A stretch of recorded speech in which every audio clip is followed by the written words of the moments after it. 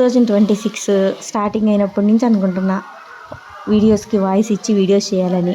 Almost 4 months అయిపోయింది. అయినా ఇంతవరకు ఒక వీడియో చేయడానికి ధైర్యం రాలేదు. నా వీడియోకి వాయిస్ ఇవ్వాలని గట్టిగా ఫిక్స్ అయ్యాను.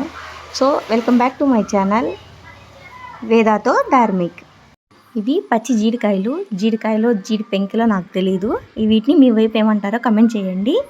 ఇవి ఓన్లీ సమ్మర్లోనే దొరుకుతాయి. సో ఈరోజు మా మామయ్య తీసుకొచ్చారు. వీటిని నీట్గా కట్ చేయాలి. ఆ కట్ చేయడానికి ముందు చేతికి కొంచెం ఆయిల్ అప్లై చేసుకొని కట్ చేయాలి. లేకపోతే దానికి ఉన్న జీడంతా చేతికి అంటుకొని మన మామిడికాయ జీడి పడితే ఎలా ఉంటుందో అలా అయిపోతాయి అన్నమాట. తినేటప్పుడు చాలా బాగుంటాయి, కానీ ఇలాంటివి చేయాలంటే మాత్రం చాలా జాగ్రత్తగా చేయాలి. సో ముందుగా వాటికున్న జీడికాయని తీసేసి ఇలా 2 ముక్కలుగా కట్ చేసుకోవాలి. ఇలా 2 ముక్కలుగా కట్ చేసుకున్న తర్వాత ఒక చాకుతో కానీ స్పూన్తో కానీ ఆ జీడిపప్పుని మనం ఈజీగా తీసేయచ్చు. అలా జీడిపప్పు సపరేట్ చేసిన తర్వాత దానికి ఇంకొక లేయర్ ఉంటుంది. అది ఈజీగా రావాలంటే కొంచెం వాటర్లో వేసి ఒక 5 minutes ఉంచామంటే పైన లేయర్ అనేది ఈజీగా వచ్చేస్తుంది.